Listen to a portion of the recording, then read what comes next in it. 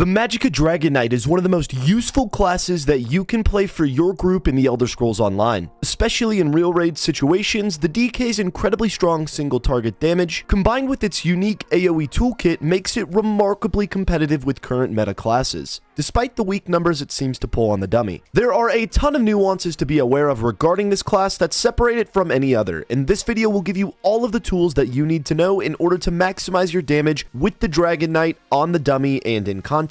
Be sure to take a look at the description to not only get a plethora of resources from myself and other creators alike, but also to see the timestamps, in case there is any one individual topic that you're interested in regarding the DK, or even if you want to go back and rewatch one section over another. We have a lot to discuss, so let's get into it.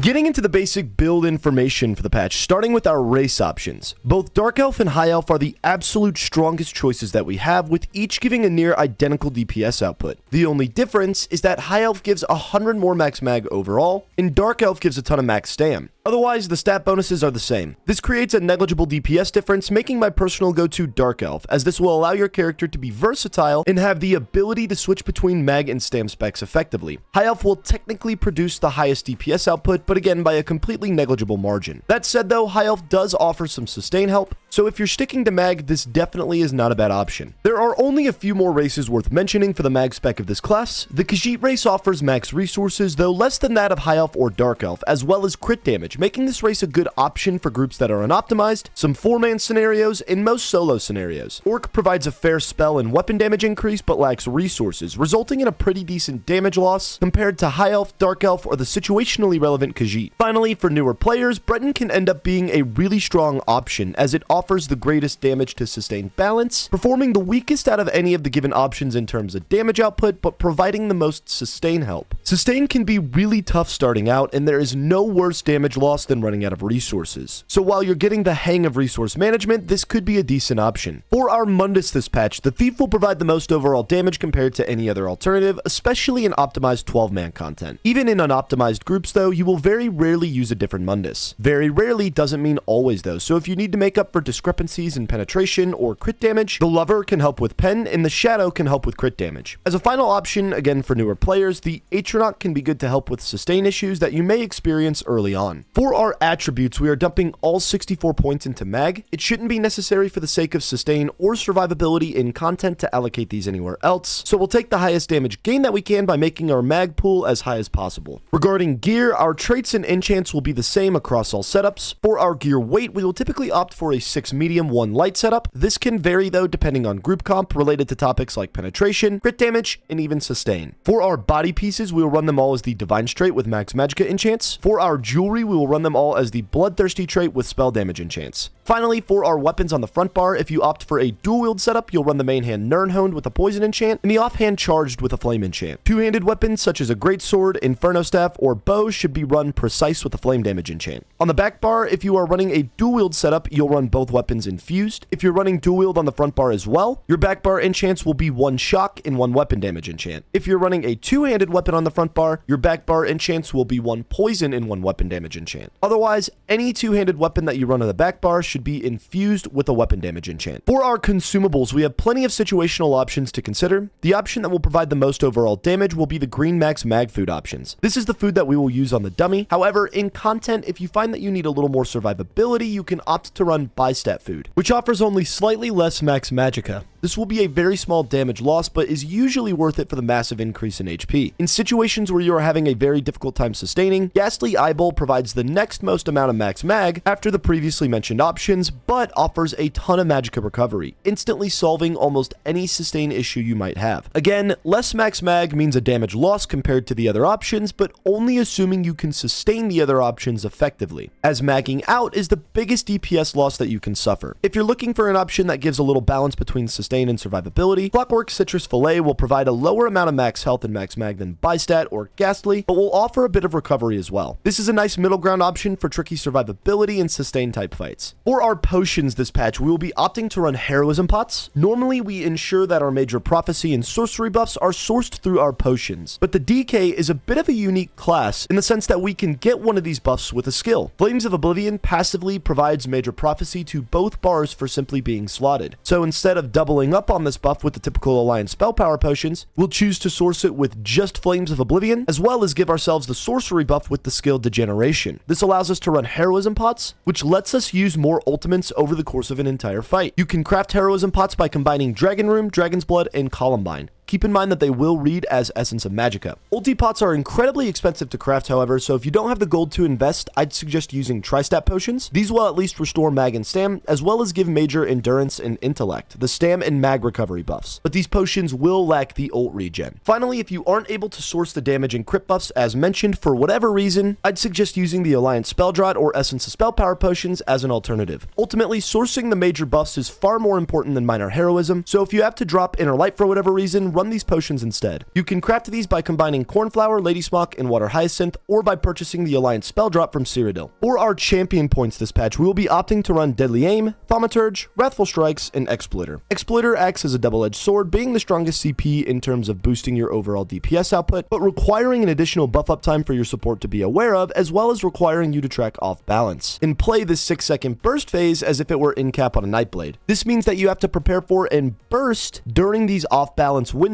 in order to maximize damage. This is very difficult to do on console, as tracking the cooldown requires all buffs to be turned on, making it tough to spot the single icon you are looking for among the masses. This makes Exploiter worth not much more than other alternatives to most players, especially in content. If you are not maximizing damage with Exploiter, it won't be stronger than other CP alternatives. But it shouldn't really be a loss either for boss fights if the debuff is applied on cooldown. This CP shines though in trash pulls when skills like Scythe are being used to provide AoE off balance. In short pulls where you shouldn't be using much more than your spammable anyway, you end up getting all of the benefits of Exploiter without the hindrances of uptimes or brain power to worry about. Deadly Aim is the next strongest CP that we can use, as this will buff the largest percentage of our overall DPS output. Some of our top damage dealing abilities on this class, such as Whip, Light Attacks, and Flames of Oblivion, make up a large percentage of our overall DPS, all of which are buffed by Deadly Aim. On top of buffing this, Deadly Aim buffs almost at least one element of every skill in this toolkit anyway. Thaumaturge is also very important, as it will buff the burning status effect, as well as most of our abilities in general, including the dot portion from Claw, Trap, Stampede, Carve,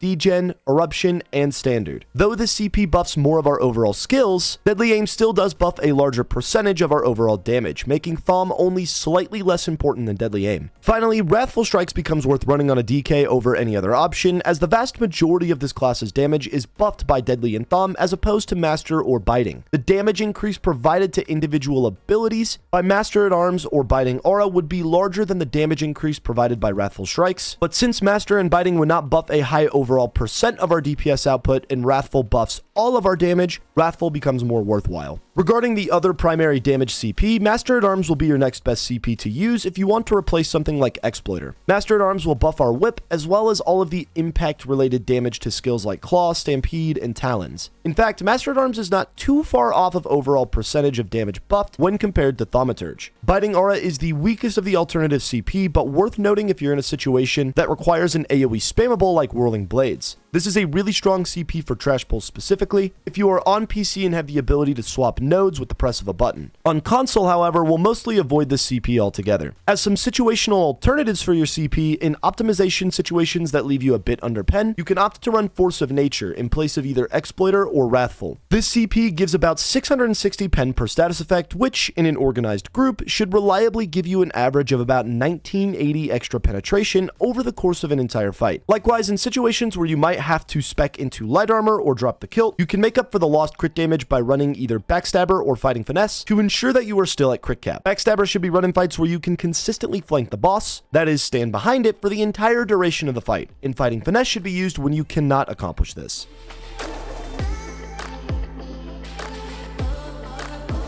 Getting into the gear information, I'm going to discuss the most relevant beginner setups that you can start with, and then dive into a comprehensive list of all of the relevant meta and situationally meta gear sets, alternative sets, buff sets, mythics, monster sets, and arena weapons. Starting off with the beginner setups, Order's Wrath is a really strong and easy to obtain set from the Overlands of High Isle, requiring the High Isle chapter, assuming you don't have a guild house with an attunable for the set or even a friend that can craft it for you. This set offers a lot of crit chance and crit damage, two essential and particularly difficult stats to come by early on. This set can also be purchased from guild traders. Back Alley Gourmand is a solid alternative to Order's Wrath, providing a ton of crit damage but no extra crit chance with its 5th piece. This set requires the Firesong DLC and can be found in the Overlands of Galen or be purchased in guild traders. Mother Sorrow is a really strong and easy to obtain set, providing an insane amount of critical chance. No DLC required for this one, as it can be farmed in the Overlands of Deshawn or be purchased in guild traders. Spinners provides an absurd amount of the most important stat in the game, penetration. Though I would consider the previously mentioned options a bit more useful, this set also requires no DLC and can be farmed in the Overlands of Malabal Tor or be purchased in guild traders. As a final option, Seducer is a fantastic set for beginners to the game, providing a massive cost reduction to your mag abilities. The worst type of damage loss you can suffer is running out of resources. So while learning the principles of rotations and resource management, this set will not only provide decent damage but give room for error in rotations. This set is a craftable that can be found in the Second Alliance zones, that is Stormhaven, Grotwood, or Deshawn. Getting into the most valuable meta sets, that is the gear sets that you will see run in the vast majority of content, depending on the situation of course. Starting with the strongest single target set in the game, Perfected Arms of Reliquin. This is a medium armor set that comes from the Trial Cloudrest. It is the absolute strongest pure single target set in the game, outputting roughly 9 to 11k DPS. This set should not be run, however, if you cannot maintain its 10 stacks consistently, which require you to light attack the target at least once every 4 seconds. Generally, the longer the fight, the less the penalty is for dropping stacks, making this set worthwhile on fights like Yolnahkrin in Sunspire, for example. However, the shorter the fight, the larger the penalty is for dropping stacks. Therefore, if there is something preventing you from maintaining near perfect uptimes, especially in shorter instances, this set will not hold its value and is best replaced by something more consistently maintained. An example of this concept might be the first boss in VKA. The boss jumps into the air at 50% health and he is untouchable for a few seconds. An extremely experienced player can light attack right before and right after he lands and still maintain Reliquin, but even an experienced player could see stacks drop here if not performed perfectly, implying better options may exist. On the dummy and in most content scenarios, we will choose to pair Reliquin with Aegis Caller. This set comes from the dungeon Unhallowed Grave and is the next strongest set we can run. Offering 2 lines of weapon and spell damage plus a line of crit chance, this 8 to 9k DPS set procs off of martial melee critical damage. That means that there is a bit of RNG to this setup, which can get a little bit annoying on the dummy. On the mag DK, we backbar this set, which means it can be procced if our light attacks, stampede, or carve on our backbar crit. If you get unlucky and the next skill naturally in your rotation won't proc Aegis Caller, you can always cast stampede early, as the initial strike of this skill is a guaranteed crit. If you don't want to worry about this set's RNG, however, your next best bet would be Pillar of Nirn. This is a versatile medium armor set found in Falkreath Hold that does 6 to 8k DPS in a really small AoE radius. Though it is primarily considered a single target set, it can have AoE utility if stacks are tight and consistent enough. It is really easy to keep up on the front bar, requiring 0 brain power to hold its value as opposed to a set like Reliquin. However, when run on the back bar, you do have to track it a bit and make sure that you're reapplying it on cooldown, otherwise you could lose upwards of 20% of its overall value, assuming a solid rotation. The value loss is even greater if the rotation is not clean. However, Pillar is much easier to keep up as opposed to a set like Aegis Caller, as it procs simply on damage done, and it's easier to track as well for console players as the set's dot is as long as its cooldown, making the debuff icon applied to the target a reliable way to track the set. Despite the damage nerf that we saw in update 40 to this set's proc damage, the fact that this set now gives a line of crit chance instead of a line of max stamina makes it extremely competitive in the meta conversation and is still a set worth having and running if you can get better uptimes with Pillar as opposed to Aegis Caller. Next up, Perfected Whirl of Depths. This is a light armor set found in the Trial Dreadsail Reef that does 7 to 9k DPS in a large AoE radius. This set does really strong AoE damage and procs on damage done, making it extremely versatile and easy to maintain in raid situations, when slightly stronger alternatives cannot be 100% managed. This set is usually a go-to when extra pieces of light armor are required for the sake of hitting penetration cap, or when we need to run a trial set and Reliquin isn't a viable option. Like Pillar, this set requires 0 brain power to maintain on the front bar and only a little bit of brain power to maintain on the back bar. Assuming a clean rotation, you may lose 5 to 10% of this set's value by not tracking it, and more so if the rotation is not clean. Perfected Mantle of Sororia. This This is a strong light armor AoE set found in the trial Cloud Rest, which can be best run when maintaining proc sets like Pillar or Whirl in an AoE situation may not be practical, whether it be related to stacking or boss mechanics. This set does have to be micromanaged a bit and requires the most brain power to maintain out of any of the previously mentioned options, but it can end up being one of the most consistent AoE damage sets when maintained effectively, specifically in stationary fights. Our last meta sets worth looking at increase our raw damage done, the first of which we will discuss is Perfected Basse's Mania. This is a light armor set that comes from the trial Rockgrove and is honestly one of my least favorite sets in the entire game. Basse increases your damage done based on your missing max mag, so to maximize its damage, you need to maintain your magical pool as low as you possibly can. This set is best run on classes with really good sustain, as it will allow you to mag dump and then maintain your magicka at 20 to 30%, giving you about a 7 to 9% damage done increase if maintained effectively without magging out. The Dragonknight class does not fall into this category, at least on the dummy, as the DK can't really maintain a resource percentage threshold consistently without taking out passives, which would then typically result in running out of resources periodically throughout a fight. Using our ultimate restores a ton of resources, which means that we won't have this set's damage maximized during our highest damage dealing phases. In content, however, where there are more tools that can help with sustain, you can take out the passives that restore resources whenever you use an ultimate and use Basse far more effectively. This set can be run in situations that require AoE damage where maintaining any of the other previously mentioned setups may not be worthwhile for whatever reason, but you're likely just better off running our next set, Perfected Onsl's Torment. This is a medium armor set coming from the trial Sanity's Edge, offering a flat 7% damage done bonus, which doubles if you get an interrupt for 10 seconds. The bonus damage is not something that can be reliably maintained, I feel, as there are very few fights in the game that allow you to consistently interrupt targets to maintain the possible 14% damage done bonus. However, if you find yourself in one of these rare situations, this will be the outright strongest damage option for the DK. That said, even just the 7% damage done increase isn't bad on its own, so unless you are a remarkably experienced player with Basse in a specific fight, you're probably just better off running this set instead. Getting into the alternative set options, these can be paired with any of the meta set options depending on the fight, and in certain scenarios will even help to build combinations stronger than any of the previously mentioned options. Thanks to update 39, Azurblight's Reaper has become the absolute strongest AoE DPS set in the game and is a must-have for any AoE situation. To break down this set's functionality, Azur is best used in fights with 2 or more priority targets. The value of this set increases the more targets that there are, but this is dependent on those targets' health. It will only be worth using Azur in situations where targets have enough health to get this set to proc at least once and can be held close enough together to ensure that the bomb hits all intended targets. Take for example a fight like Oak's Hard Mode. There are consistently at least 2 priority targets, but the short range of Azur makes it a little difficult to consistently ensure that the bomb will hit all priority targets. There are a ton of low health frogs that spawn throughout the fight, but their low health will never really allow Azur to build and proc off of these adds, since they are almost always killed instantly. These conditions make Azur not really worth running on this boss. On Basse, however, there is always at least a Flesh Atro or a Fire Behemoth stacked near the main boss throughout this entire fight. Each of these targets has enough health to get multiple procs of Azur before it's killed. Running this set on Basse is a no-brainer. That's about where the discussion ends for PC, but this opens up some unique optimization arguments for console specifically. Azur is definitely a loss in single target damage compared to that of traditional single target setups for the arc. The damage loss though is not very extreme. Going back to these 2 fights in Rockgrove, there is an argument to be made on console for running Azur on both Oaks and Basse. The damage gain on Basse is incredible, enough to the point where it would be worth stopping to swap this set on for Basse and off for Zalvaka. Stopping to put this set on and then immediately take it off though could end up taking more time than you might actually gain on Basse. For this reason, since Azur might still get some AoE utility on first boss, you can make the argument to run this set for both the first 2 bosses and only do 1 swap at the end of the trial in trifecta and score pushing scenarios. Don't take this as comp advice per se, but more so as a thought process worth considering and testing depending on your group, your group's capabilities, and your group's goals. A final note about the set's functionality: since there can only be 1 Azur proc at a time, and there is a limit to how quickly stacks can be applied, your group's benefit from people running this set will cap out at around 4 players, maybe even 3, as this is about the point in which Azur is constantly and consistently proccing. Adding a 5th DD in Azur won't make it go any faster and will begin to result in some losses. Overall, this set is an absolute must-have for the DK, as its damage when it is worth using is completely untouchable and by far the strongest strongest AoE set in the game. On the DK, you want to make sure that you body Azure and pair it with a trial set. Whirl will be best in situations that allow you to run a strong monster set plus mythic, and Onsel will likely be strongest in situations where you can get more damage from a set like the VMA Inferno. Next up, Zogvin's is a really good set if you need extra bar space, which is a situation that you'll most often find yourself in when performing out-of-group mechanics, such as VSS or VCR portals. Zogvin's gives you a consistent source of minor force, which allows you to drop trap in favor of a stronger skill. It also offers an extra line of pen, which is always really helpful in solo-type 12-man situations. Next up, Perfected Soulzon's Torment is a medium armor set found in the Trial Rock Grove. It is simply one of the best sets in the game in terms of damage output, but it has relatively difficult proc conditions, as well as requires some of the highest level of brain power to achieve peak effectiveness out of all of the set options. Soulzon's proc conditions require a target to die roughly once every 30 seconds, and when such an event occurs, a faint target is put on the said corpse. It can be a bit tough to see if there are enough small adds dying constantly throughout a fight and you're aware enough to get this buff without losing time on target or faltering in your rotation. Soulzon will provide the strongest damage boost out of really any other set. This set is used most often in trash pulls on PC or really any 4-man scenario, but it can also have some value to pair with Azure Blight in a fight like Reef Guardian hard mode, where you constantly have low health targets dying around the main targets. Running Soulzon in a fight like this would allow you to drop the kilt in favor of a set like Mora's or Velothi. Advancing Yokita is a heavy armor DPS set that can have some situational utility. In situations where you might not be able to maintain any of the proc sets due mainly to invuln mechanics that cleanse them, advancing will be a really strong option. An example of this concept would be Zalvaka, the final boss in Rock Grove. Whenever this boss teleports, she cleanses all dots active on her, including set damage like Pillar or Whirl, for example. The extra crit that you get from this set also makes it a solid option for shorter trials that have evolved into sort of bursty fights, like VMA, for example. That said, it is a heavy armor set, so it must be run on the weapons and jewelry exclusively, which kinda limits the options that you can pair it with. Finally, known mostly as a duo, the Elfbane and Mechanical Acuity sets go hand in hand, with Elfbane usually run on the back bar with all of your flame-based skills on the back bar, and Acuity run on the front bar to control when your burst of near-perfect crit occurs. The idea of this setup is to extend all of your dot damage so that it lasts throughout the entire or nearly the entire duration of an extremely short fight, while also allowing for more spammables during this time, as spammables make up the highest percentage of your overall damage. This set should be used in bursty situations, that is, boss fights that last 20 seconds or less, such as the Spider in VHOP or the Snake in VRG. If the fight is too short, you shouldn't have time to drop all of your dots, making this setup weak in most trash pulls. But if the fight is too long, then the setup's burst value loses its worth, making it very niche. Likewise, Mechanical Acuity can also be paired with Soulzon on PC for big trash pulls that you want to ensure get nuked. Getting perfect crit on your spammable and ultimates as a damage dealer in trash situations can result in over 500k DPS when done correctly. But you have to be somewhat selective in using this setup,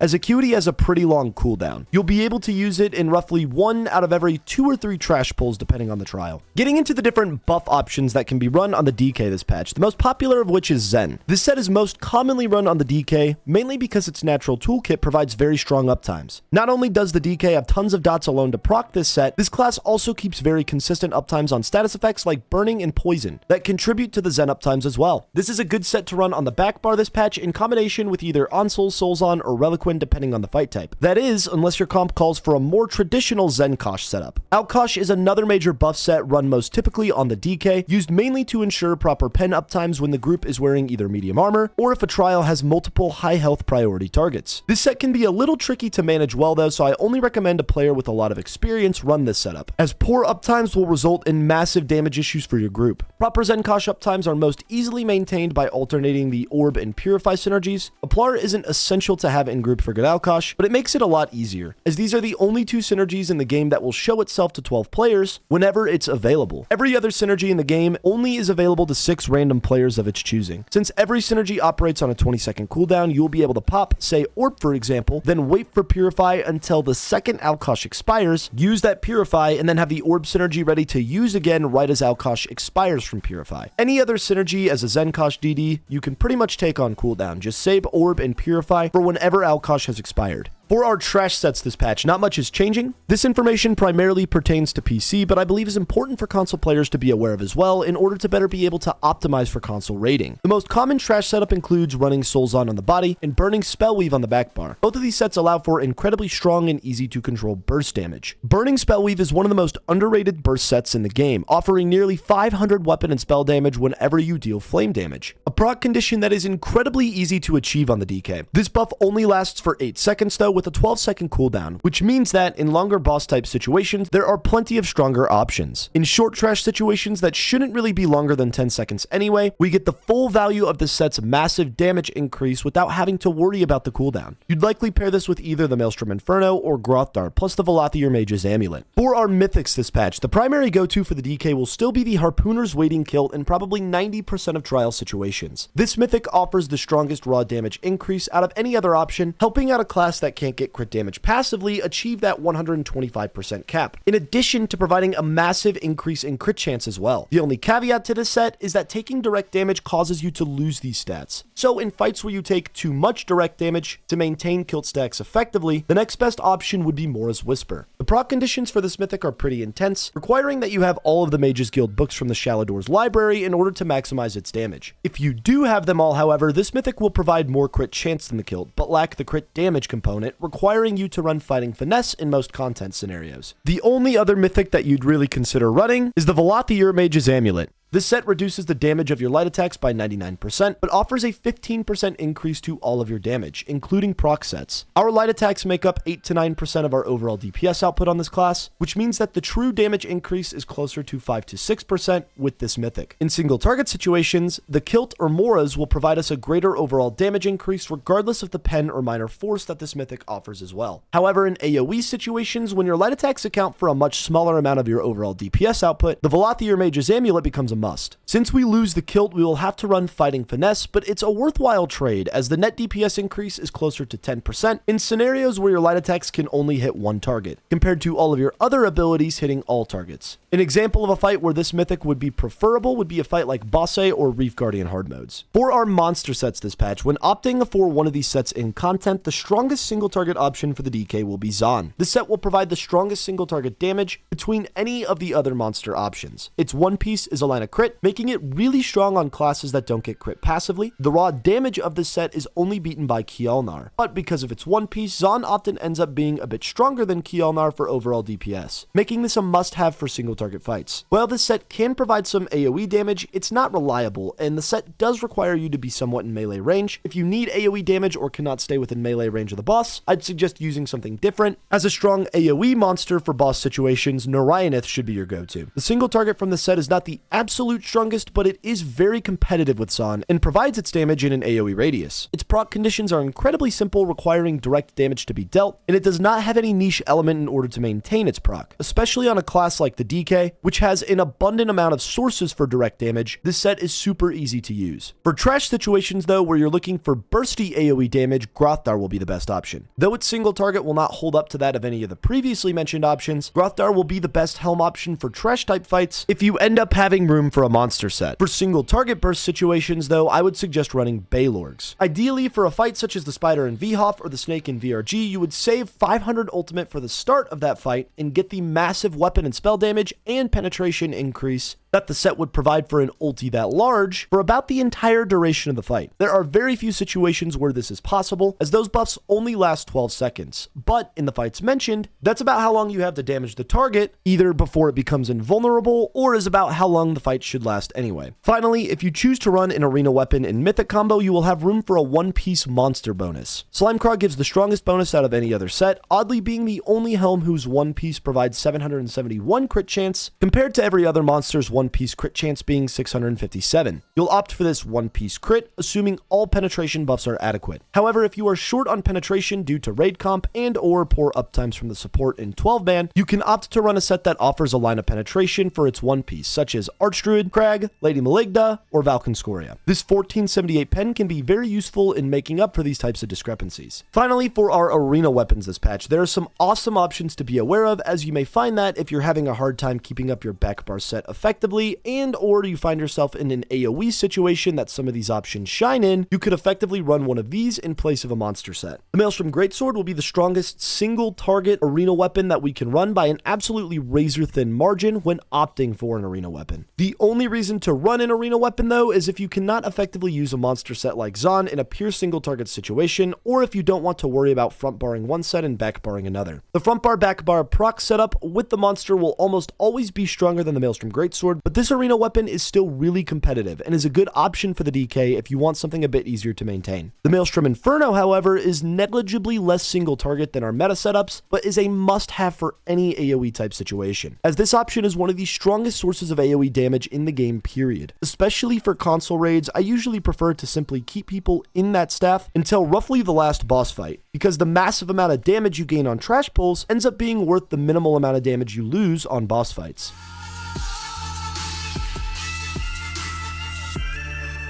Getting into the different primary skills, that is, the skills that we run on the dummy. This will act as a general guideline that we will use when discussing different flex options that can be run instead of the given primary skills. Starting on the front bar with Barbed Trapped, this skill is our primary source of minor force, as we spend the majority of our time on the front bar, with that bar being home to the majority of our high damage dealing abilities as well. We will choose to run Trap on the front bar to give our strongest abilities a bit of a damage buff through the Slayer passive in the Fighter's Guild tree. This passive increases our weapon and spell damage by 3% per Fighter's Guild ability slotted. Outside of its buff importance, Trap itself does a considerable amount of single target damage as well, outputting about 3.5 to 4k DPS on its own. That is roughly 2.5 to 3k DPS from the dot and about 1k DPS from the damage on application, in addition to acting as a consistent source of the hemorrhaging dot, a status effect that does roughly 3.5 to 4k DPS on its own as well. All in all, Trap buffs our front bar, gives us one of the most essential buffs in the game, and provides a combined total of about 8k single target DPS, an absolute must-have. Degeneration, this is a long-lasting dot that provides roughly 3.5 to 4k single target DPS. Its main value, however, is that it gives a consistent source of major sorcery and brutality. This is most helpful for in-content situations where we would like to run ult pots without having to rely on the tank to keep up igneous weapons. In a Parse situation, this skill is necessary, as the dummy still sadly does not provide this buff. We can still run this skill on the front bar to increase the damage of our weapon talons a bit more by increasing our max mag on this bar by 2% thanks to the Magicka controller passive in the Mage's Guild tree. There are some stronger options that we can use for the sake of raw damage and content, however, like Deadly Cloak or Inner Light, for example. Molten Whip is the cornerstone of the build and one of the strongest spammables in the game, accounting for nearly 15% of our overall damage output at roughly 20k total DPS. Molten Whip has multiple layers that act not only in a way that buffs our damage, but also allows Ardent Flame abilities to make Whip itself stronger as well. Whenever a non-Whip Ardent Flame ability is activated, we gain a stack of Seething Fury. Each stack increases the damage of our next whip by 20% and gives 100 weapon and spell damage to our Ardent Flame abilities. The weapon and spell damage lasts 15 seconds and can be maintained at 100% so long as you activate a non-whip Ardent Flame ability before its expiration. This is pretty easy to maintain if you stagger your Flames of Oblivion, Claw, and Noxious Breath timers at the start of your parse, and isn't really necessary to micromanage, as it should remain active with little thought. Likewise, each stack that you build before casting a whip will increase the damage of your next whip by 20% per stack. This buff maxes at 3 stacks, resulting in up to a 60% whip increase and a 300 weapon and spell damage bonus. As a final note, historically, it used to be worth slotting Ardent Flame abilities on the same bar as whip for the sake of maintaining this buff. But since Seething Fury's spell damage buff applies to all skills and remains permanently regardless of whether or not we consume the stacks for whip, thanks to recent changes over this last year, we're better off running skills like Degen on the front bar to buff whip and talons. Next up, Venomous Claw. This skill not only acts to help maintain Seething Fury, but also is one of the strongest dots in our toolkit on its own, pumping out roughly 5 to 6k DPS, that is 4.5 to 5k from the dot, and about 1k from the damage on application. Though by no means the absolute strongest skill in the setup, Claw is without a doubt stronger than any other real flex option that we could consider, making it a go-to for single target fights especially. Even in longer AoE fights, the added Seething Fury component to the skill makes it worth slotting, but in short AoE situations, such as trash pulls for example, this will be one of the first skills to go. Burning Talons is a must-have in most raid scenarios, especially those that require any AoE damage. Its damage has 2 components, an AoE burst on application that hits for just over 40k, making it our 3rd strongest spammable, and a dot element that, when maintained properly, does roughly 5k AoE DPS over the course of a fight. Altogether, the skill does roughly 10k DPS, making it stronger than even our proc sets. Finally, casting the skill offers your allies the Ignite synergy, which does a ton of damage as well in content. The skill is pretty expensive to run and can be a little tricky to maintain. It is essential that Talons is reapplied on cooldown once every 5 skill casts, similar to a skill like Daedric Prey on a Sorc or Purifying Light on a Templar, with just as much importance for the DK. In content, we should even make it a primary spammable in situations that require massive AoE damage, such as Oak's Hard Mode, when there are more than 3 targets active at a time and you can't guarantee Fu will hit the targets you want to focus your damage on. As a general rule in these type of fights, spam Burning Talons when your mag is above 50% and slot Fu on the front bar over Inner Light to use when your mag is below 50%. This will maximize your AoE damage while maintaining resources effectively. For our front bar ultimate, we'll be running Flawless Dawnbreaker. Like Trap, this skill is on our front bar primarily as a buff skill, utilizing the Slayer passive mentioned earlier. As you approach the end of a fight, if you know that you won't get the full duration of your standard, but will be able to cast Dawnbreaker and get at least half its duration, you can use Dawnbreaker to finish a fight and get a little extra DPS boost. Moving on to the back bar, starting with Eruption. This skill is one of the strongest dots in the DK toolkit, outputting roughly 7.5 to 8k total DPS. That is about 5 to 5.5k DPS from its dot element and about 1 to 1.5k DPS from the damage on application as well. That damage on application is a massive burst that can tick for nearly 40k on the dummy, but does have a 10-second cooldown so that you can't spam it. Eruption is very low cost, taking no resources on application, but rather a small 265 magicka per second that it's active. This skill also slows enemies caught inside of it for nearly 70% of their movement speed, making it very useful for ad control in certain situations as well. All in all, an absolute must-have. Stampede is a must-have skill whenever using a greatsword. In terms of single target damage, Stampede provides anywhere from 6 to 7k DPS when maintained effectively, roughly 5k from the dot portion and 1.5 to 2k from the damage on application as well. This makes Stampede stronger than most damage overtime effects in the game. Whenever we opt to run a greatsword, we should ensure that this skill is slotted. Next up, Carve. Though the skill itself is not a particularly strong dot, only outputting 4 to 5k DPS, the primary value of the skill is its duration, which increases the longer the fight, as this 32-second dot allows for more overall spammable casts over the course of an encounter, as opposed to a 10 or 20-second skill that might do a little more damage, but would require far more casts instead. Since spammables are worth such a high percentage of our total DPS output, running a relatively strong dot with a long duration is a no-brainer. Noxious Breath is one of the weakest skills in this toolkit, outputting about 4k DPS total, but is mainly on our bar to assist in the massive damage boost that we get with Seething Fury. Seething Fury lasts for 15 seconds, so if we stagger this ability with Claw and Fu, the buff should pretty much never drop. This is the stronger raw damage dealing morph, but we will likely opt to run Engulfing Flames in content instead of Noxious, for the group utility Engulfing provides. More about that morph in the flex skills section of the video. Flames of Oblivion is one of the absolute strongest skills in this toolkit, dealing roughly 7k DPS as a raw damage over time effect with a max tick of roughly 46k on the dummy, making it our second strongest hitting skill right behind Whip in terms of spammable value. Slotting this skill also ensures that we have our major crit buffs, Prophecy and Savagery, on both bars regardless of where it's slotted. Since we now get this boost to both bars, it's more worthwhile to slot a skill like Degeneration on the front bar that will increase the damage of our Talons and Whip, and move this skill to the back bar, as since it does damage once every 3 seconds, the majority of Flames of Oblivion ticks will occur while we are on our front bar anyway. However, with this being one of our strongest hitting spammable type abilities, we will want to move Flames of Oblivion to the front bar and Inner Light to the back bar in AoE situations that contain 3 or less targets, and use Fu as an AoE spammable in combination with Burning Talons. When you can guarantee that Flames of Oblivion will hit every priority target, this will be your best AoE spammable. And finally, the cornerstone of the build and our ultimate of choice, Standard of Might does a ton of damage in addition to increasing our own damage done, while inside your damage done is increased by 15%, and damage taken is reduced by 15%. On top of this massive damage increase, Standard also does roughly 7k DPS over the course of an entire fight. For the sake of comparison, a skill like Shooting Star does about 5 to 7k single target over the course of a fight, but offers no damage done increase. Standard is without a doubt one of the strongest ultimates in the entire game. This skill lasts for a very long time, and maximizing the damage with it requires a somewhat stationary fight. It's important that you only use this skill when you can guarantee that you and your target can stand in it or its entire duration. Otherwise, you'll be better off running Shooting Star or the Destruction Staff ultimate.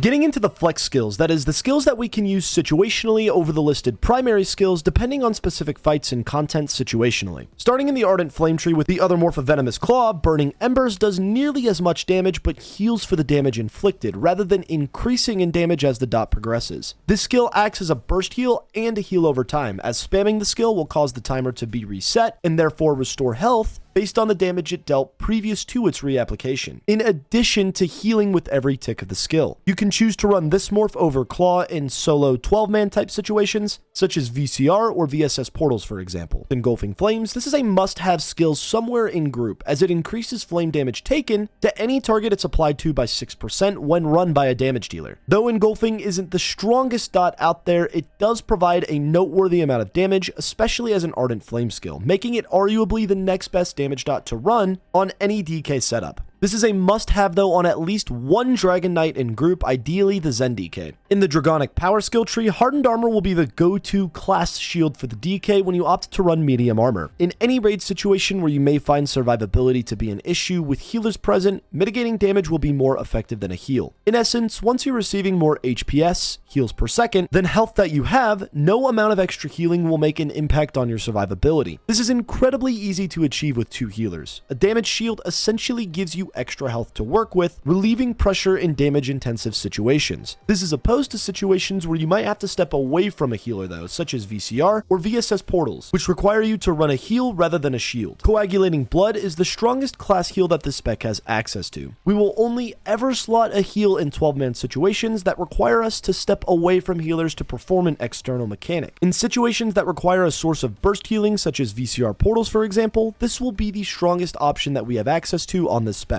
This will not be good though for situations that require strong sustained healing with no real burst damage taken if mechanically executed correctly, such as VSS Navi or VDSR Reef Guardian portals. Deep Breath is a skill that works much like Proximity Detonation, most valuable in trash situations, but also pretty strong in AoE boss type fights as well. This skill provides a massive burst of AoE damage on initial cast, and then again 2.5 seconds later after it explodes. This makes the skill worth casting only one time in trash pulls, and once in roughly every 3 skills in AoE boss type fights, much like Blast Bones on a Crow. It is incredibly expensive to cast though, requiring some build alterations when using this on AoE boss fights. Moving into the Earthen Heart tree, starting with Stone Giant, this skill provides the incredibly strong stagger buff to any target inflicted with the skill. The stagger debuff is a bit confusing. The tooltip says the debuff increases damage taken to the target it's applied to by 65, stacking up to 3 times. It's hard to gauge what the exact damage increase really is, but we know enough to be able to confidently say that it's a really strong damage increase for your group. While normally provided by the DK tank, this skill is sometimes asked for from the buff DK, especially in high-end groups pushing score, as the tanks either have tons of buffs to keep up or might opt to drop the DK tank altogether. This skill kind of sucks to keep up, but it is an essential buff to have in your raid comp. Igneous Weapons is an essential skill to have in a raid comp, especially if you have classes that benefit from running Heroism or Tripods. This skill provides major sorcery and brutality for an extremely long period of time to you and 11 allies. Again, this skill is typically provided by a DK tank. However, if your comp does not include a DK support, this is another skill that should be provided by the buff DK and is a must-have somewhere in all raid comps.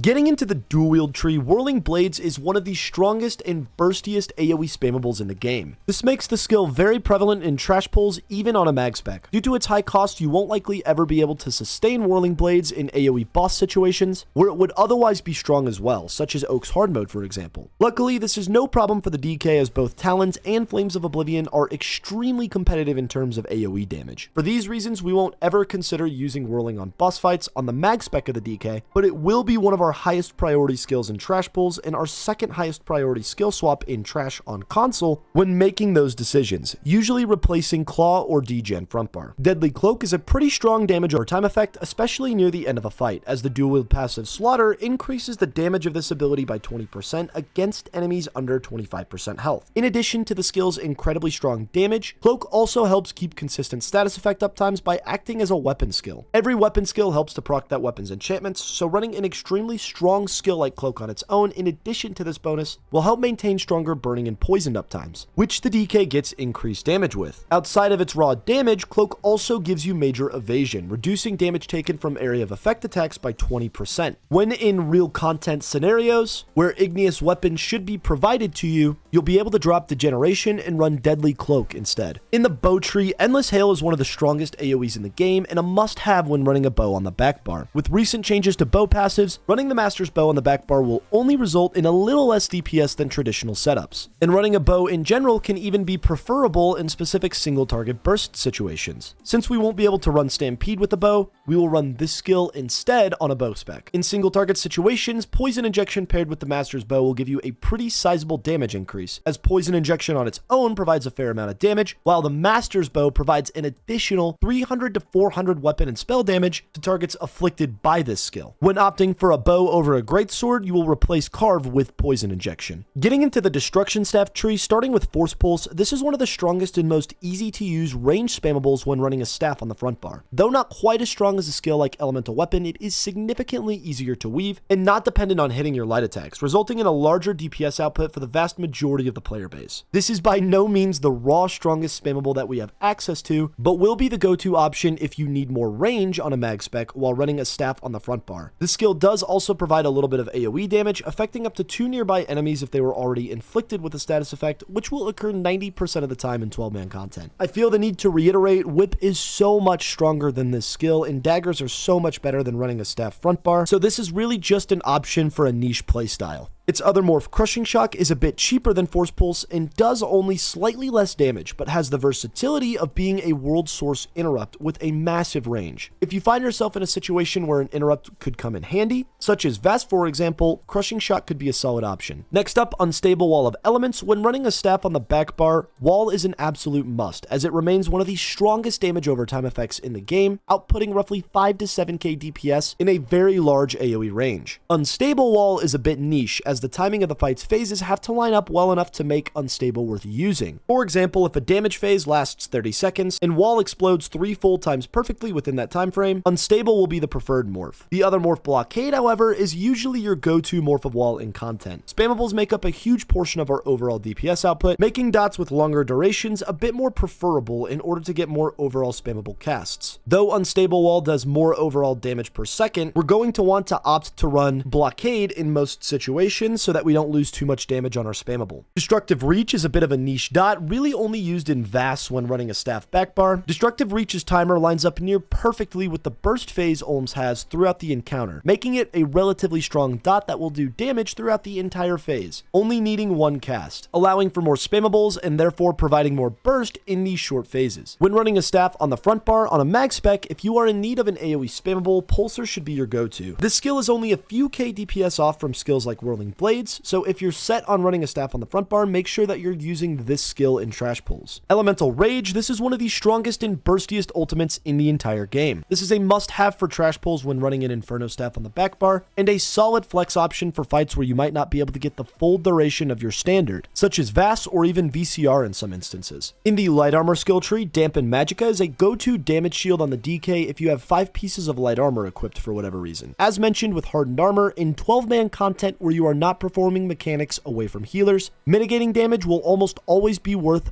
adding extra healing. This skill gives about 3k extra shielding over Hardened Armor, but requires 5 pieces of light armor to be equipped, which will be a bit of a DPS loss. This skill is more so simply worth being aware of in my opinion, in case you are not attempting to min-max your damage setups and are running 5 light. Moving into the Fighters Guild tree, Camo Hunter is a go-to buff option in content when running Heroism or Tripods. This skill gives a 3% weapon and spell damage increase thanks to the Fighters Guild passive Slayer, as well as provides Minor Berserk while slotted and flanking your target. Minor Berserk is usually sourced by combat prayer, typically provided by the healers. However, certain fights in the game, such as Vass, make it impossible for healers to keep adequate Minor Berserk uptimes on the DDs, making this skill extremely valuable in that fight and others like it. In fact, unless your healer is maintaining 100% Minor Berserk, which is practically impossible due to combat prayer's poor targeting, this skill will provide more damage in content over its counterpart that we would usually prefer on the dummy, Inner Light, assuming that you can consistently flank the boss. And with that, in the Mage's Guild tree, Inner Light is another really strong skill that we can slot on the front bar to get a little bit more burst out of our front bar abilities in the same manner that Camo Hunter offers. Inner Light increases our max magicka by a total of 7%, that is 5% from the skill itself, and 2% from the Magicka controller passive in the Mage's Guild tree. This 7% max mag increase ends up being a larger overall DPS gain in situations where Minor Berserk is kept up at 100%, such as the 21 mil dummy, for example. Again, in content, this will be very rare, so we will almost always prefer Camo Hunter over Inner Light. The other morph of Degen, Structured Entropy, provides a nice balance between damage and survivability. This morph does just as much damage as Degen, but rather than providing the spell and weapon damage buffs, it gives a decent little heal over time. This is a go-to for longer fights where you shouldn't really need a burst heal per se, especially if you're experienced in that given fight, but where simply having some sort of healing would be necessary. The primary example that comes to mind is the VSS hard mode portal mechanic. Ideally, you don't want to sacrifice damage by slotting a heal if you can avoid it, and with enough practice and experience, Structured will be more than enough to get you through that fight. You could alternatively opt for a stronger heal like Burning Embers, but that would require us to remorph Claw for the entire trial, which will be a damage loss on all 3 bosses, as opposed to just a slight damage loss for slotting this skill in one fight. Scalding Rune is a decent AoE Magicka flex dot to be aware of, outputting roughly 4 to 5k DPS. This skill is only slightly weaker than Degen, but provides a strong burst on impact, as well as a decent and long damage over time effect that will apply to any target hit by the initial application. This skill isn't a reliable source of AoE damage, but is still more worthwhile than Degen in content, assuming it can hit even just 2 targets. This might even be a stronger option for raw single target than Degen by a very small margin, assuming your tank's igneous weapons uptimes are solid. Next up, Shooting Star. When running a greatsword, Shooting Star becomes the strongest non-class ultimate that we have access to. This ult is primarily relevant for its single target damage, however, it does do its damage in a small-ish AoE radius, making Shooting Star strong for AoE situations that are stacked incredibly well. This mainly pertains to trash scenarios where you may decide not to run an Inferno Staff on console, for example, but this can also pertain to boss type scenarios where you can't get the full duration of your standard. If you're running a greatsword and in either situation, Shooting Star will be your next best bet. In the Psijic Order skill tree, Elemental Weapon is technically the strongest mag-based ranged single target spammable in the game. However, this skill does have an extremely high mastery curve, as missing just one light attack completely negates the effectiveness of this ability. In addition to this huge factor, the skill is also incredibly clunky, which makes it easy to miss light attacks when compared to other spammable options. There are very few situations that make this skill worth running, if any, but if you are an incredibly well-practiced and experienced player bent on playing out of the range of whip, this will be your strongest option, assuming that you use it flawlessly. Race Against Time is a solid skill that can be used as a pre-buff to boss fights or in trash pools as a source of minor force, giving it to the caster for 20 seconds when used. In situations where you might not be able to pre-buff with trap, you can quickly slot, use, and unslot Race Against Time to ensure that you have minor force. The buff provided by trap as the fight begins until you're able to naturally cast trap in your rotation. Likewise, in trash pools, it is rarely ever worth using trap, even for the minor force, as your spammable just holds too much value in these incredibly short fights, making Race Against Time an ideal skill to slot, instead to pop between trash pools. Moving into the Undaunted skill tree, starting with Shadow Silk, though I've never seen this skill used throughout the fight by a DD, Shadow Silk is still a noteworthy skill in my opinion. It is likely the weakest skill listed here, but not by much. It acts as a pretty decent stam AoE, outputting a solid 4 to 5k DPS, but with a massive handicap of only being 10 seconds long. I've seen it used most often as a skill to pre-buff with, especially on PC, where you can swap between a pre-buff and full damage setup with the press of a button. There are some fights where this is somewhat doable on console, requiring the boss have a very long spawn time, such as Rakat in VMA, for example. This skill also offers an extremely strong synergy, perhaps even the strongest synergy in the game. The Black Widow synergy gives a 10-second dot to any DD far enough away from the skill, requiring some sort of a range fight to maximize this skill's value. Shadow Silk is usually best run on a support, but it's a skill that everyone should know about in my opinion. Mystic Orb provides more damage than any of the flex slots such as Degen, Rune, Shadow Silk, or Caltrops, and provides the group with the Combustion synergy, which does a ton of damage and restores resources to anybody who takes it. The only problem is that, like Shadow Silk, Orb only lasts 10 seconds, and it's not really strong enough to be worth the amount of casts you'd have to spend. It's probably a good idea to have at least either one DD or one of your supports run this skill for the sake of overall group DPS, but it will be a slight personal DPS loss. Finally, getting into the Assault tree, starting with Resolving Vigor, this is one of the strongest heals that any class has access to, period.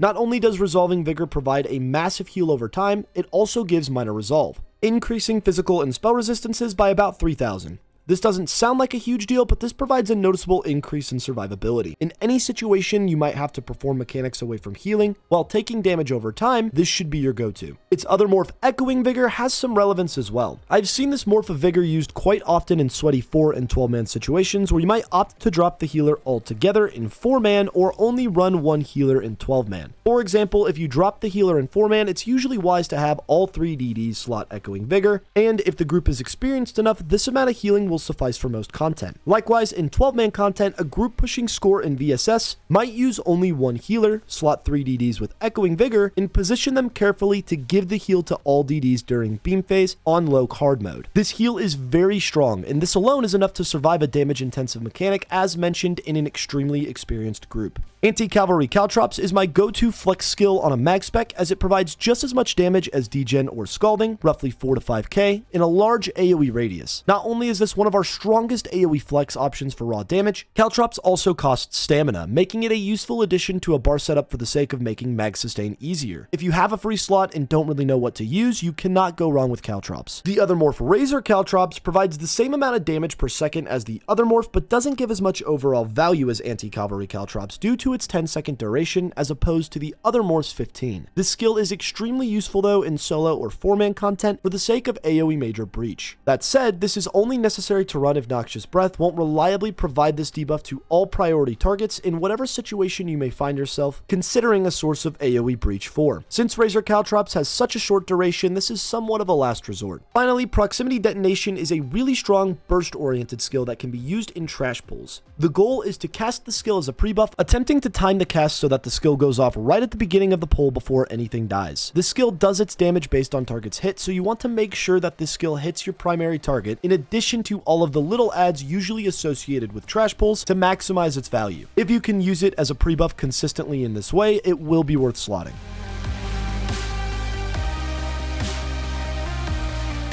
Before getting into the static and dynamic rotations for the DK, I'd like to take a brief moment to go over all of the basic elements in doing damage on this class, concepts which will apply to both rotations. These concepts will help to teach how the design static rotation works, as well as help you understand how to properly perform the slightly higher damage dealing dynamic rotation. After discussing both rotations, I'll take a brief section to discuss what adapting these rotations for real content scenarios might look like. So with that, the foundation of the DK's rotation is based around the skill Burning Talons. Every class in the game has one extremely important skill with a very short timer. Talons is that skill for the DK, much like Daedric Prey on a Sork, Power of the Light on a Plar, or even Blast Bones on a Crow. Ensuring that we are casting Talons 1 in every 5 skills is essential to maximizing our DPS output on the DK. Casting the skill too early doesn't have a huge damage penalty, as the burst damage ends up doing about just as much damage as the dot and only slightly less damage than our whip. But casting early will severely penalize our sustain. Overcasting Talons will result in severe mag sustain problems. On the other hand, undercasting Talons will result in pretty significant DPS loss. Keeping this dot up as often as possible is a massive element in doing good damage. Cast Talons 1 in 5 skills, no more, no less. One of the unique elements to doing damage on the DK outside of simple timer management is Seething Fury. This is a huge damage bonus, giving us a ton of weapon and spell damage, as well as increasing the damage of the extremely strong Molten Whip skill. Ensuring that you are casting a Seething Fury ability once every 15 seconds is essential to maximizing damage on this class. Because we are running 3 skills that can help maintain this buff, you shouldn't have to think about this too much, but make sure that you stagger these timers at the start of your rotation so that they never need to be activated at the same time. And if these skills ever get to a point where they line up in your rotation, make sure that you reapply Flames of Oblivion a little bit early, as Flames of Oblivion lasts the same duration as the Seething Fury timer, so if you always cast this skill a little early, if you get off track for whatever reason, this buff will never expire. The next most important aspect of doing damage, with this concept applying to really any class, is based on proc set management. Keep track of backbar sets like Aegis Caller, Whirl of Depths, or even Pillar for example, ensuring maximum uptime on the set even if your dot reapplication suffers a little. If you know that one of these sets needs to be reapplied soon, try to get an idea ahead of time of which skill you will be reapplying on the backbar in order to proc the set. Sometimes this means reapplying a skill a little early if nothing is going to expire soon, and other times this means letting a skill expire for a couple of seconds and only going to the backbar to reapply it once your proc set is ready to be reapplied. This takes some practice and intuitive thought to work well. If you are not very practiced in this concept, you can always try to line up a skill with a proc set timer and rely on that skill to reapply the proc. For example, Aegis Caller lines up decently with Stampede, and Stampede is a guaranteed critical strike, so it will always apply this proc set. Likewise, Whirl of Depths lines up very well with the Eruption timer. We can allow Eruption to fully expire and then swap to the back bar in Light Attack to proc Whirl, then cast Eruption. Try to allow your skills to fully expire. In general, reapplying skills early means missing out on spammable casts. Especially on the DK, more spammables equals more damage. That said though, there are skills that you should be aware of that absolutely require you let the skill fully expire in order to maximize damage with the skill. For this build, Flames of Oblivion is the main culprit. Fu presents itself as a spammable that does its damage without you having to cast it. If you spam Flames of Oblivion, it will react like any other spammable, shooting out fireballs every time you click the button. If you let the skill act as a dot, however, it will proc its damage once every 5 seconds, including a final tick on its expiration. Reapplying the skill early means that you cancel that final tick of damage and proc one immediately on expiration instead. This ends up being a decent damage loss if done too many times. However, if you let the skill fully expire and tick, then immediately reapply Flames of Oblivion, you'll get 2 ticks of damage in a 2-second window, rather than only 1 in a 3-second window. For this reason, we want to try to ensure that we let Flames of Oblivion fully expire, with the only exception being Seething Fury. If Seething Fury is about to expire, you can reapply this skill early. As some final tips for bettering your parse in general, the majority of your parse improvement will come with perfecting the rotation and light attack weaving. Don't obsess over the correct gear. It plays a much smaller role in your DPS output when compared to your performance. If any part of the static or dynamic rotation feels uncomfortable, try to break it down and isolate areas to practice in slow motion. Be patient with yourself. This can get a little tricky. It's not helpful to ever just try to do consecutive full parses if you have a lot of room for improvement on some of these areas. Sometimes the best thing you can do is to not even get an entire parse in for the day, but to just take an hour slowly practicing isolated sections of the rotation and or weaving. Practice weaving skill by skill until either your weaving stats that are measurable improve on PC, or the animation looks like it's beginning to line up with what you're seeing in good parses if you're on console. It's good to practice this skill by skill individually outside of a parse, and even to practice different combinations of skills. Go to the extremes, figure out what looks and feels too fast, too slow, and then try to find the perfect middle ground. Once you're comfortable, begin working this into your actual rotation. Finally, practice animation canceling and weaving skills that don't weave normally. With this setup, Stampede is the most common skill falling into this category. Wiggle your thumbstick while casting the skill, or tap W on your keyboard while casting to unlock yourself from the animation. Because of their slightly clunky casts, I recommend bar swap canceling Stampede, Eruption, and Trap whenever possible, and rely on your internal timing to light attack appropriately.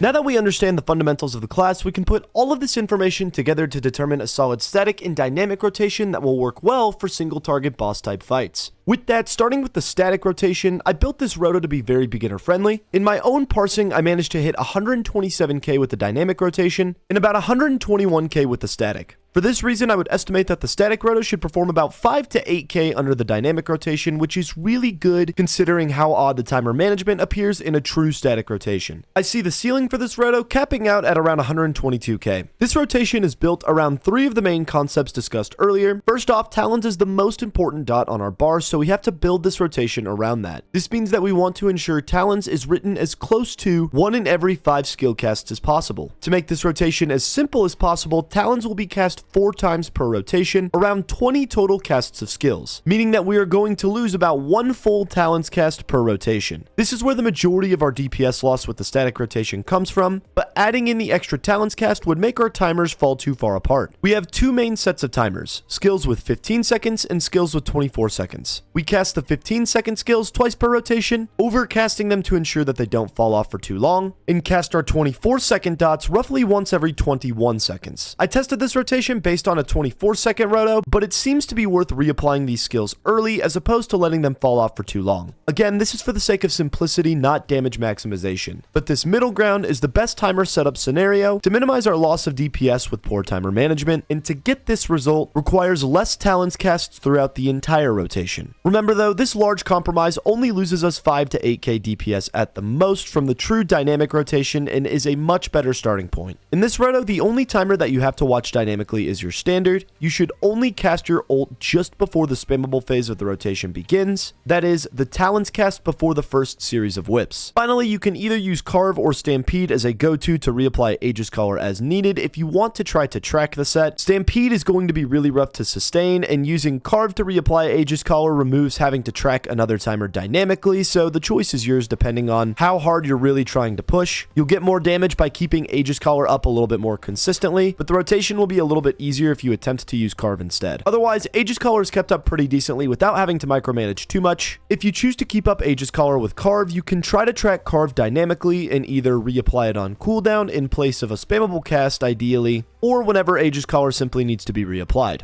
Taking a look at the demonstration of our static rotation, you can get as sweaty as you'd like with the pre-buff. I like to build Kilt and Seething Fury stacks, then reset the dummy, run up to the well and cast Dawnbreaker, use the well, and then begin the pre-buff. This only adds around 1 to 2k DPS, but makes you feel cool if you do it well. The pre-buff simply goes Flames of Oblivion, Trap, and at this point you'll throw your first light attack, which will signal the opening of the Parse. That opening goes Stampede, Eruption, Carve, Claw, Degen, Noxious Breath, Standard, Talons, Whip 4 times, Carve, Talons, Flames of Oblivion, Stampede, Whip 2 times, Talons, Whip 4 times, and then we get into the actual rotation. And this is the sequence that we will cast in order until the dummy is in execute range. That rotation goes Talons, Flames of Oblivion, Stampede, Eruption, Trap, Claw, Degen, Breath, Carve, Talons, Whip 4 times, Talons, Flames of Oblivion, Stampede, Whip 2 times, Talons, Whip 4 times, and repeat. Remember, cast your ultimate when it's ready, only in place of a spammable cast, choosing to use it immediately after Talons. Keep track of Aegis Collar and reapply it with either Carve or Stampede whenever it's on cooldown if you'd like to add a K or 2 to this Parse. Finally, when the dummy reaches about 1 million HP, you need to make a decision. Do you have time for one more full rotation, or should you just use your spammable until the dummy dies? As a general rule, if it's above roughly 5 to 800k and you're reapproaching the dot reapplication segment of the roto, go ahead and reapply the dots one more time, then simply repeat Talons plus 4 whips until the dummy dies. If the dummy is at less than 500k when you get to the dot reapplication portion, then simply repeat Talons plus 4 whips until the dummy dies. And with that, moving into the fully dynamic rotation, I feel that the DK is one of the easier dynamic rotations in the game, as there are very few unique elements to track outside of the timer concept. Outside of simple reapplication, there are 2 key details to keep in mind when parsing, and that is to keep track of your back bar set proc, and to ensure that you are casting Talons properly. Whether it's Aegis Collar, Whirl, or even Pillar, it is essential to reapply proc sets on cooldown. Sometimes this will occur relatively naturally in your rotation. For example, if you have a skill on the back bar that needs reapplied, but your proc set is only 1 or 2 seconds away from also needing reapplication, you can let the skill on the back bar fall off for a couple of seconds and then use it to reapply Aegis Collar whenever the set is ready to be procced again as well. However, in the 129k parse that we're going to take a look at, Alduin simply always casts Stampede early, right at about 3 seconds left to its expiration. This guarantees that Aegis Collar is reapplied on cooldown, and we will take a slight damage hit over casting Stampede so many times, as well as a little bit of a hit to our stamp sustain. However, the damage that we gain by keeping Aegis Collar up 100% of the time far outweighs the damage loss of those 2 small details. Likewise, make sure that you are casting Talons 1 in every 5 skill casts, as this is one of, if not the strongest dot on our bar, and ensuring proper reapplication is one of the absolute keys to maximizing damage on the DK. Keep an eye on that timer, or keep that mental count as we had discussed earlier. And with that, one final important point to note is to keep in mind your priority of reapplication. That is, if you find yourself in the situation where 2 skills are about to expire at the same time, knowing which one is more important. This order is determined by identifying the skills that either buff our damage the most, are worth the most overall DPS value, or skills that we see the biggest penalty for allowing to expire. That priority goes Carve, Talons, Stampede, Flames of Oblivion, Trap, Claw, Eruption, Breath, and degen. Getting into the demonstration, you can get as sweaty as you'd like with the pre-buff. I like to build Kilt and Seething Fury stacks, then reset the dummy, run up to the well and cast Dawnbreaker, use the well, and then begin the pre-buff. This only adds around 1 to 2k DPS, but makes you feel cool if you do it well. For the actual pre-buff, we'll start with Flames of Oblivion, Trap, and then we will throw our first light attack, which signals the opening of the Parse. That opening goes Stampede, Eruption, Whip, Claw, Noxious Breath, Talons, Degen, Carve, Standard, and from here we'll simply follow all of the rules that we discussed earlier and reapply skills as their timers expire. The DK rotation is not very complicated outside of timer management. Follow all of the rules that we've discussed earlier. The only real niche thing to this Parse that you'll notice is that Alduin is consistently reapplying Stampede early to ensure that Aegis Caller procs on cooldown. This goes along with what we were discussing earlier in terms of making sure that your proc sets are reapplied as soon as they expire. In recasting Stampede early in this way, though a small damage loss for recasting the skill early will be an overall large damage gain for keeping good uptimes with the proc set.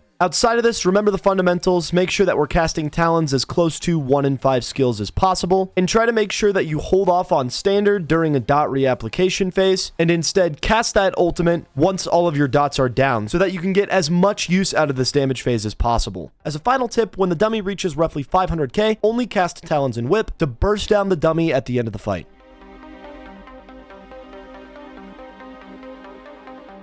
While I maintain that the 21mm is a great place to practice and learn about a class and its unique damage, content demands that you make some slight adaptations to the pure single target rotation in order to maximize the damage you do in PvE encounters. For example, while this rotation is great for long single target fights like the bosses in VKA or in Sunspire, this rotation will not be the absolute most optimal way to go about burst-oriented fights, especially AoE burst situations like trash pulls. In general, this rotation can be adapted to two main situations: single target and AoE burst. Single target burst fights encompass entire boss fights or boss phases where it would not be worth reapplying any more dots or AoEs. In general, spammable damage accounts for nearly 20% of our overall DPS output. The only thing that makes using damage over time effects worthwhile is the damage that we can get out of them over their entire duration over the course of an entire fight. For example, a skill like Venomous Claw ticks once every 2 seconds at a value of roughly 10k per tick on average, resulting in about 5k damage per second. If the skill gets its full duration, this will result in roughly 100k total damage done. In a burst situation though, where you may only get to damage the boss for 5 to 10 seconds, this skill will get half its value, only doing a total of roughly 50k damage. Compare this to a spammable like Whip, which does an average of 45k per tick, and you'll clearly see that Whip is a much more valuable cast as the window of time to do damage decreases. So when is this concept applicable? As a general rule, a single target burst phase encompasses about a 5 to 10 second window that you have to do damage before you can't damage the boss anymore. This happens on every single boss fight in the game. For example, if a boss is at 5 million health or less, this means that there are about 5 seconds or less until the fight is finished, indicating a burst phase. If a boss has only 1 mech left until it goes into a mechanic where the boss is invulnerable, this indicates a burst phase. An example might be Zalvaka before she ports, the dragons in Sunspire before they fly into the air, or Lilanar and Turlesil before they do their interrupt mechanic. If the boss has short damage phases that are a part of the fight structure, like Olms and Asylum Sanctorum, these are also burst phases. Finally, bosses with little to no health, like the Spider in VHOF or the Snake in VRG, are fights short enough to be considered full-on burst fights, which would entail that it wouldn't be worth reapplying any dots or AoEs once cast. As a general rule, if you cannot get at least half the duration of your dot or AoE, it will not be worth reapplying. Once you are familiar enough with a fight, you can gauge when that value will be applicable. It will be worth reapplying a couple of dots just before you hit this window, a little early if they are going to expire soon. But if that window is open, you're kind of stuck with what you gave yourself in terms of preparation. For example, on a fight like Zalvaka, the boss will usually do 3 mechanics on the first floor before the first port. If you didn't prepare your dots a little early, by recasting them if they're going to fall off in this burst window, by the time Mech 3 comes along, you're best off spamming and just taking the L with what damage could have been. However, if you anticipate this and reapply a couple of skills that might fall off during that burst phase 1 or 2 seconds early, and then spam only only when that phase happens, you maximize your damage. On fights like Vast though, that don't require any guesswork regarding the burst phases, the rotation will be consistent. It will only ever be worth laying your dots in AoEs one time after a protector dies, and then only using your spammable until the next protector is up. Fights like the Spider and Vhoff work a similar way. The fight allows you to drop all of your dots in AoEs one time, and then spam only until the boss is either invuln or finished. And with that, the biggest mistake I see players make is how they conduct their trash damage. Each and every trash fight in the game is a burst type of fight. The adds usually have anywhere from 2 to 3 million health apiece for high priority targets. Divide that by 8 damage dealers, and that's at most about 400,000 damage that you need to do to a target each. In a trash situation, we'd likely use a skill like Whirling Blades as a spammable, and quick math says that your AoE spammable will get you to that 400k value far faster than any dot or AoE. Again, in this toolkit, you have to wait 20 seconds to get 100k damage out of a skill like Claw, compared to 2 seconds for a skill like Whirling Blades. Why use Claw in the middle of a trash pool if your spammable will get you 100k damage in 2 seconds? Trash damage is maximized by preparation. Pre-buff with skills like Flames of Oblivion and Proxy Debt. When the pull starts, it will be worth casting Wall and maybe Eruption or Engulfing Flames, that is, engulfing if you are your group's only source of the debuff, and then start using your spammable. You can cast Talons and even use that skill as a spammable until the adds are at about 50% HP. Then spam Whirling Blades as a sort of execute when it's strongest to finish them off. If you make a mistake in your pre-buff in preparing for the trash pull though, don't further decrease damage with useless casts. If you miss Proxy Debt before the pull, forget it. It's not worth casting once the pull begins. Your spammables are worth so much more than anything else in your toolkit for these types of pulls. Stop laying all of your dots and AoEs in trash. If everyone in your group does this, especially with an AoE spammable, your trash damage will increase tremendously. Thank you so much everybody for checking out the video. As always, if you found the video helpful, be sure to like, subscribe, and let me know in the comment section below if you have any questions, comments, or concerns. I pride myself on responding to every single comment, and feel free to test me on that statement. Be sure to join the Discord to get access to the full written guide for this build. The written guide has over 20 pages of information, most of which is in this video. But the written guide is an easy way to control F your way through any certain topic that you might not be super comfortable with. Likewise, I'm on Twitch, Twitter, TikTok, and Patreon, and be sure to shoot me a follow on those platforms as well. I greatly appreciate it. A special shout out and thanks to the one and only Alduin for providing this 129k parse that we're getting ready to take a look at here. Alduin does not have nearly enough love on their YouTube channel. Be sure to click the link in the description below and shoot them a follow. And another special shout out and thanks to all of my current Patreons, Clyde, Reef, Flug, Joseph. Thank you so much for your support in making this video possible. I could not do it without you, so from the bottom of my heart, thank you so much. I appreciate you. And thanks to all of you as well for all of your love and support. I appreciate each and every one of you, and I will see you in the next one.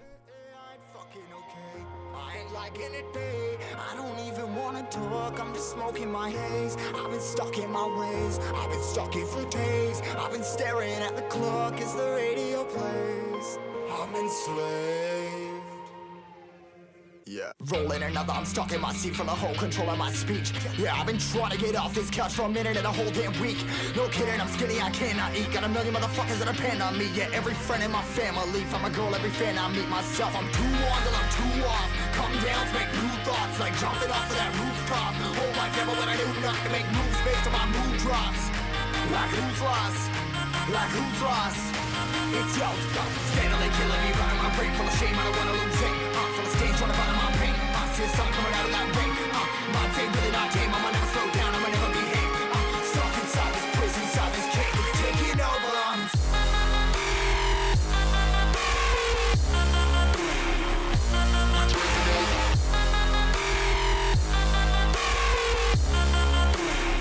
Yeah, I'm a slave for you.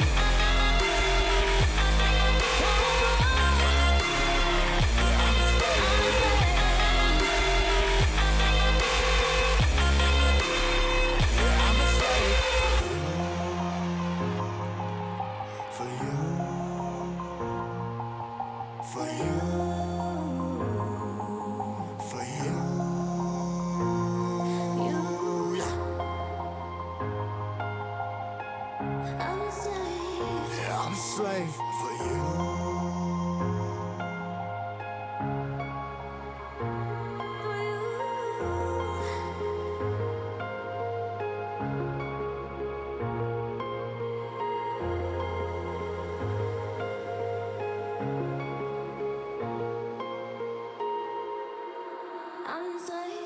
Ripping 100 more less. Never stop, no rest till the stress is breath in my chest. Till it's diamonds wrapping my neck. Progress to a god from a goddamn mess. Hopeless, more tests. More blessed. Dug deep down trying to find my best. Find a beast, had to kill a conquest. I'm next. I'm too on till I'm too off. Come down, make new thoughts. Like jumping off of that rooftop. Hold my camera when I do enough to make moves based on my mood drops. Like who's lost? Like who's lost? It's yours. Steadily killing me, running my brain full of shame. I don't wanna lose it. I'm full of stage, trying to find my pain. I see sun coming out of that rain.